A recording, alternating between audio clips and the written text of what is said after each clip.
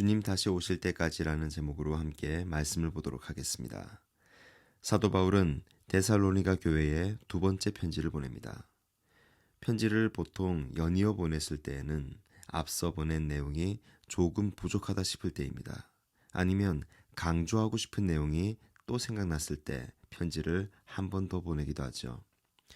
주님의 날, 즉 예수님께서 다시 오시는 그 날에 대해 언급을 했었습니다. 바울은 이렇게 가르칩니다. 데살로니가 전서 5장 2절입니다. 주의 날이 밤에 도둑같이 이를 줄을 너희 자신이 자세히 알기 때문이라. 예수님께서도 주님의 날에 대해 이렇게 가르치셨습니다. 마태복음 24장 36절입니다. 그러나 그 날과 그때는 아무도 모르나니 하늘의 천사들도 아들도 모르고 오직 아버지만 아시느니라. 하나님을 아는 지식에 능통했던 바울도 주님이 언제 오실지 알지 못합니다. 예수님마저 언제 정확히 오실지 알지 못한다고 하십니다. 네, 맞습니다. 오직 아시는 분은 하나님 아버지 한 분뿐이십니다. 그런데 오늘 본문의 거짓 선지자는 대뜸 뭐라고 합니까? 2절을 보니 주의 날이 벌써 왔다고 우리를 속입니다. 예나 지금이나 미혹하는 사람은 넘쳐납니다. 우리나라에만 몇 명의 메시아가 있는지 알 수 없는 실정입니다. 그리스도인은 주님의 날을 어떤 마음으로 준비해야 할까요? 오늘 세 가지로 살펴보도록 하겠습니다. 먼저 우리는 주님의 날을 하나님만 두려워하는 마음으로 준비해야 합니다. 오늘 본문 1절과 2절을 함께 보겠습니다.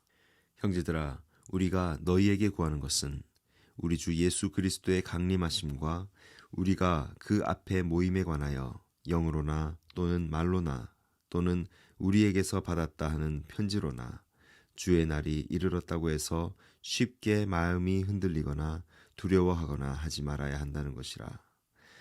바울이 간청하는 것은 두 가지입니다. 예수님의 강림하시는 일과 강림하실 때에 주님 앞에 모이는 일입니다. 한마디로 예수님께서 다시 오시길 학수고대하며 살고 있는 바울입니다. 바울이 평소에 어떤 마음으로 삶을 살아가고 있는지 정확하게 보여주는 것이죠. 바울의 마음의 중심에는 예수 그리스도 한 분 외에는 아무도 없습니다. 그러면서 데살로니가 성도들에게 주의를 요구합니다. 마음이 쉽게 흔들릴 수 있다고 말입니다. 또 두려움이 온 마음을 덮을 수 있다고 경고합니다. 누가 이렇게 혼란스럽게 할까요? 바로 거짓 교사들입니다. 이들은 하나님으로부터 계시나 특별한 말씀을 받았다고 주장하는 사람들입니다. 나는 다른 사람들과 다른 구약의 선지자들과도 같은 그런 사람이다라고 시작했을 것입니다. 점점 거짓말이 커지고 사람들은 더 많이 미혹되고 자신의 인기는 날로 커집니다. 이제 처음보다 더 대담해졌습니다.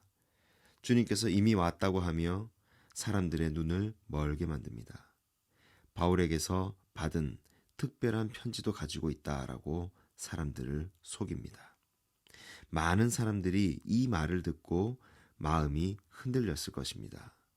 주님의 날이 이미 왔으니 큰일이라고 생각했을 것입니다.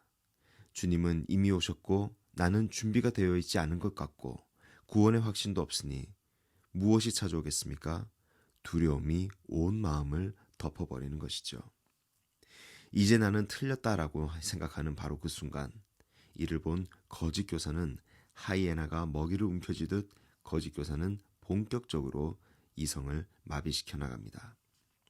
두려움은 우리의 영을 마비시킵니다. 사람을 두려워하지 마시고 하나님만 두려워하시기 바랍니다. 창조주 하나님을 우리가 정확하고 올바르게 인식할 때에 우리는 하나님을 두려워하게 되는 것입니다. 두 번째, 우리는 주님의 날을 하나님만 의지하며 준비해야 합니다. 하나님을 의지하지 않는 것은 하나님을 배신하는 것과 같습니다. 오늘 본문에 하나님을 배신하는 사람이 등장하죠. 이 사람은 멸망을 할 사람이다라고 성경은 말합니다. 요한복음 3장 16절입니다. 하나님이 세상을 이처럼 사랑하사 독생자를 주셨으니 이는 그를 믿는 자마다 멸망하지 않고 영생을 얻게 하려 하심이라. 예수 그리스도를 믿는 우리는 멸망하지 않습니다. 하나님을 배신한 불법의 사람은 다른 사람들도 자신과 같게 만듭니다. 자신과 같이 모두 멸망 가운데 있게 만드는 것이죠. 귀신은 항상 두려움과 외로움에 쌓여 살아갑니다. 그리스도인에게 두려움이라는 단어는 어울리지 않습니다. 마지막으로 우리는 주님의 날을 기다리며 하나님만을 예배해야 합니다. 하나님께 예배드리지 않는 것은 하나님을 대적하는 것과 같습니다. 예배를 드리지 않는 것은 먼저 감사가 없는 것이고 은혜를 거부하는 엄청난 행위입니다. 이제는 자신을 높이는 행위를 일삼습니다. 하나님을 대적하게 되면 자신을 하나님이라 믿어버립니다. 한번 미혹이 되면 쉽게 빠져나오지 못합니다. 주님의 때는 아무도 모르고 오직 하나님 아버지만 아시는 줄 믿으시기 바랍니다. 우리는 하나님이 아닙니다.